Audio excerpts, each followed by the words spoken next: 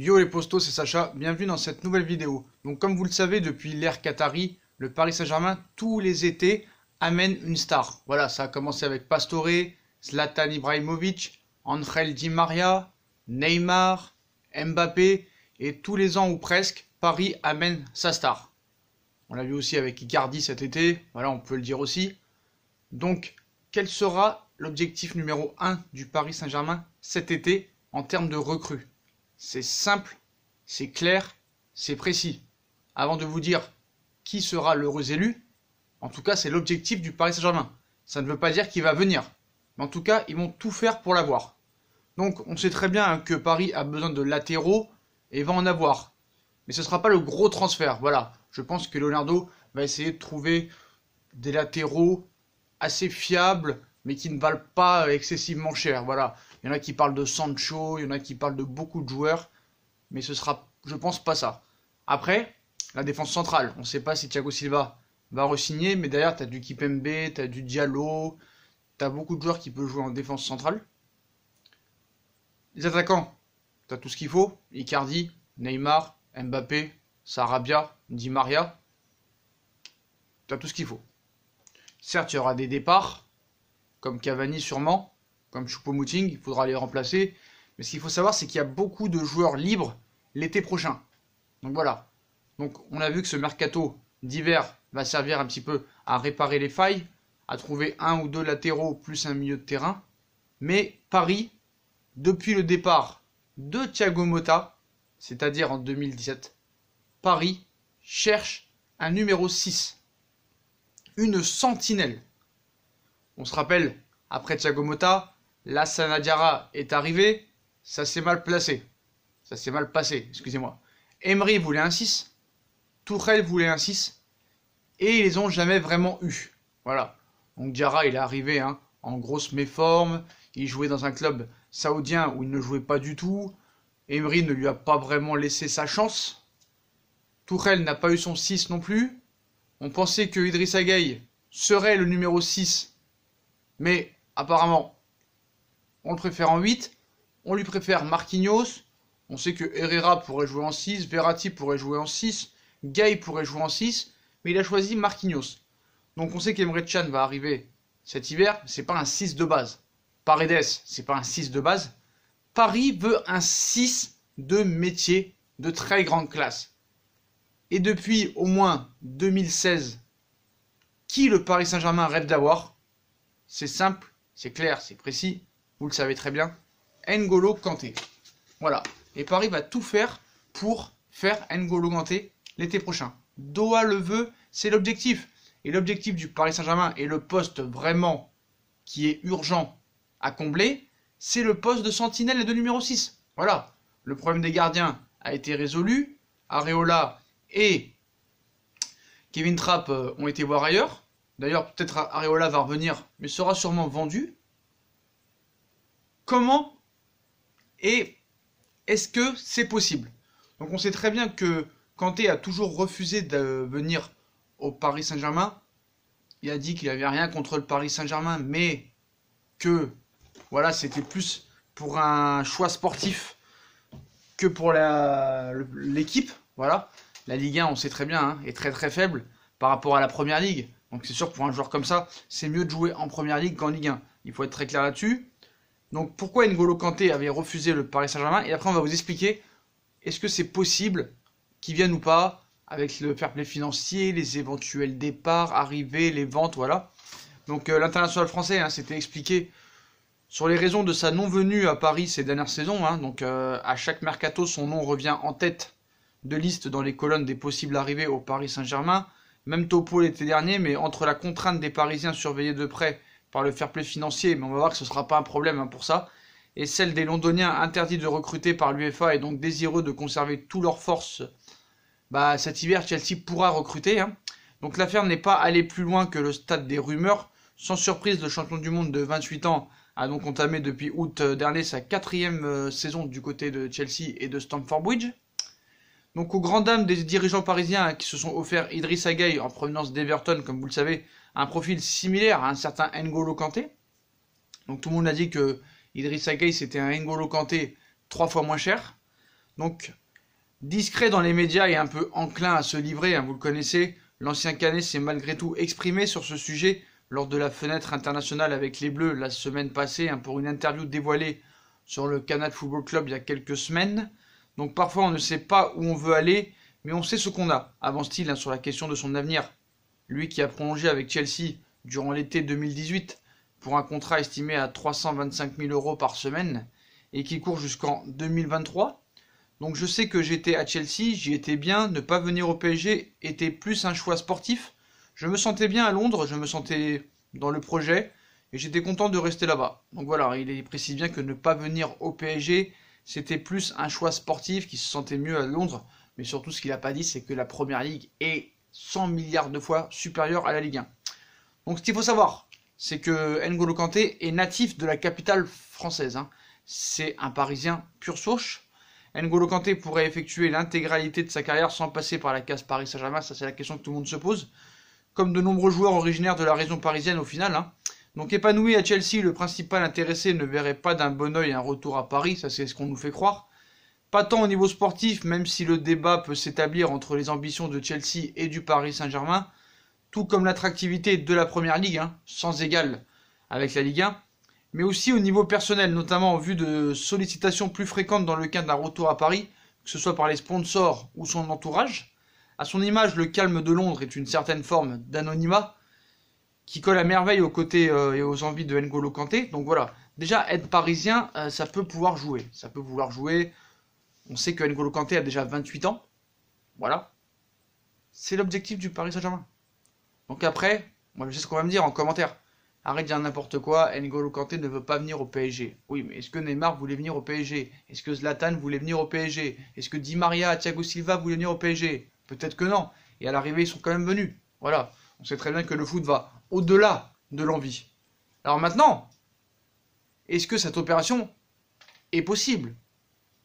Combien ça coûte de recruter N'Golo Kanté? Est-ce que Chelsea pourrait le faire partir?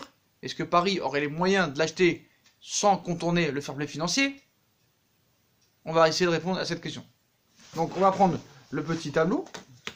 Donc j'espère que vous voyez, hein. Donc voilà. Donc objectif Kanté. Donc ce qu'il faut savoir, c'est que certes, il y a le fair play financier qui est là. Voilà. Ce qu'il faut savoir, c'est que le PSG l'été dernier a beaucoup vendu. A vendu pour plus de 120 millions d'euros avec tous ces jeunes et n'a pas beaucoup acheté. Voilà. On sait que l'achat d'Icardi pour l'instant c'est que 5 millions d'euros. Même s'il va prolonger, il faudra balancer 65. Mais Paris a beaucoup recruté. Mais pas très cher. Voilà, Gay 33 millions, Diallo 32 millions, Navas 15 millions, Paris est en 50 millions de plus haut. Voilà, il y a 50 millions qui est rangé à la poste. Voilà, ça faut être très clair là-dessus. Après, ce qu'il faut savoir, c'est que il y aura beaucoup de départs. Et la masse salariale va s'alléger grandement. Le départ de Cavani, qui a un des top 5 gros salaires du Paris Saint-Germain, Meunier, Kurzawa, qui ont des salaires énormissimes, Choupo-Moting, et peut-être Thiago Silva, qui a peut-être aussi l'un des plus gros transferts. Donc si ces 5 joueurs partent, et bien déjà la masse salariale, elle baisse. Et ça fait déjà du bien au compte. Après, tu peux espérer d'éventuelles ventes. Julian Draxler, qui est évalué à 25 millions d'euros. Colin Dagba, qui est évalué aussi à 25 millions d'euros et qui pourrait même peut-être partir cet hiver, mais ça risque d'être compliqué. Après, nous avons Kipembe, hein, 40 millions d'euros, c'est estimé, ça me paraît cher, mais bon, voilà. Nous avons du Paredes à 30 millions, donc je pense qu'il y en a au moins un ou deux qui vont partir. Il ne faut pas oublier aussi Mbesso, voilà, qui devrait partir aussi du Paris Saint-Germain. Pourquoi pas aussi en retirer 10 millions d'euros. Et peut-être d'autres joueurs, voilà, peut-être d'autres joueurs. Donc, il y aura une masse salariale qui va se dégager, il y aura des ventes qui vont être faites. Voilà. Au niveau de l'attaque, Paris a presque tout ce qu'il faut. Il y a beaucoup de joueurs libres, donc c'est possible qu'un Lallana vienne, un Vertonghen vienne. Tous ces joueurs-là seront libres, c'est possible. Adouriz, il y aura beaucoup de joueurs libres l'été prochain. Voilà. Donc au niveau de l'attaque, hein, Paris a presque tout ce qu'il faut. Je pense qu'il faudra quand même trouver un remplaçant parce qu'il y a Cavani qui va partir, ainsi que Choupo-Moting. Donc un attaquant devrait quand même arriver. Donc voilà, tu as 65 millions à donner à l'Inter de Milan. Il te reste une marge. Si tu en vends au moins un des deux, que tu arrives à vendre peut-être Draxler et Dagba, ça te fait quand même 50 millions d'euros. C'est quand même pas rien. plus la masse salariale qui se dégage. Donc voilà, le fair play financier n'est pas un problème avec tous les sponsors qu'a le Paris Saint-Germain qui vont augmenter. Faut vous rappeler qu'avec Fly Emirates, Paris touchait que 20 millions d'euros par an. Avec Accor Hotel Arena, ils vont toucher 60 millions d'euros par an, c'est-à-dire 3 fois plus. Il y a la marque Air Jordan, il y a le Rwanda qui est le nouveau sponsor du Paris Saint-Germain, plus tous les produits Huawei et d'autres. Les droits TV vont augmenter, parce que c'est à partir de la saison prochaine. On passe quand même de 770 millions à 1 milliard 107 millions d'euros, ce qui est quand même énorme. Si Paris fait un bon parcours enfin en Ligue des Champions, ça va ramener encore des revenus en plus. Faut pas oublier que Paris aussi a une marge de progression là-dedans, hein, parce qu'ils se font éliminer en 8e de finale tous les ans. Donc il y a beaucoup d'argent qui vont rentrer. Plus le déficit autorisé par l'UEFA qui est d'environ 30 millions d'euros, bah Paris est à l'aise. Paris est tranquille. Voilà. Donc, l'objectif c'est Kanté. Parce que l'objectif depuis maintenant 2 ans et demi, 3 ans à l'été 2020, c'est une sentinelle. Voilà. Après, j'ai oublié, attention, j'ai oublié un joueur qui pourrait aussi être vendu et peut-être pas bradé, c'est Areola, dont la valeur marchande est peut-être aussi à 25 millions d'euros. Donc ça fait encore un joueur en plus. Voilà. On ne sait pas si Rico va rester aussi. Donc voilà, il y a beaucoup de choses à faire, beaucoup de revenus, beaucoup de joueurs qui pourraient être vendus. Beaucoup de sponsors, voilà, Air Jordan, c'est quand même pas rien, c'est quand même incroyable. Voilà, il n'y a que Paris qui a ça. Même pas le Real, ni le Barça, ni la Juve, ni le Bayern. Donc Paris a beaucoup de revenus. Voilà, tout va augmenter et ça c'est très très bien. Ça c'est très très bien. Voilà. Donc tout est à gagner. Après, le problème c'est que Paris en a envie. Est-ce que N'Golo Kanté en aura envie? Est-ce que Chelsea voudra le vendre? Donc on sait très bien que Chelsea a été interdit de recruter le mercato d'été. Ils vont recruter, c'est quand même N'Golo Kanté. Ça va être très dur de l'avoir. Voilà, l'argent ne fait pas tout. La première ligue, la Ligue 1, des joueurs de foot, c'est bien beau l'argent, d'accord. On sait qu'N'Golo Kanté, l'argent il l'a. 325 000 euros par semaine. Voilà, ça risque d'être compliqué de l'attirer à Paris. Ça va être très compliqué. Très très compliqué. Voilà. Parce qu'on sait l'état d'esprit du joueur. Hein. C'est un gars qui est timide, qui est réservé, qui n'aime pas les paillettes.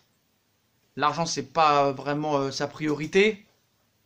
Lui, c'est plus le sportif. Donc, voilà. C'est pas en soi le coût du transfert. Parce que le coût du transfert, c'est très simple. Hein. Si on en croit les bases, Kanté, ça vaut entre 100 et 120. Voilà. Ça vaut entre 100 et 120 millions d'euros. Ce qui n'est pas excessif par rapport maintenant au transfert de maintenant. Hein. Voilà, quand tu vois qu'on achète des Joao Félix, 126 millions d'euros, même s'il est très jeune, qu'on achète des Griezmann, 120 millions d'euros, et N'Golo Kanté, 100 ou 120 millions d'euros, c'est pas cher du tout. Donc, est-ce que Paris arrivera, et Leonardo arrivera, à lui donner ce qu'il veut? Qu'est-ce qu'il veut réellement? Bah, c'est un championnat avec vraiment quelque chose en plus. Mais c'est pas la Ligue 1 qui va lui offrir. Après, il y a le projet Ligue des Champions. Ça peut quand même peut-être le séduire. Donc ce qu'il faut savoir, c'est que Chelsea, cette année, a fait vraiment du beau jeu avec leur nouveau coach Frank Lampard. Moi, je pense que ça risque d'être compliqué. Voilà, parce que ça risque d'être compliqué. Parce que le gars a tout pour briller à Chelsea, en fait. Et venir en Ligue 1, franchement, pour lui, ce serait plus un échec. Voilà. Cet été, ça risque d'être très, très, très compliqué. Après, l'année prochaine, je dis pas. Ou peut-être dans 2 ans aussi. Mais ça va être compliqué. Quoi qu'il en soit, Paris va devoir acheter un 6. Donc, on a vu un petit peu tous les détails.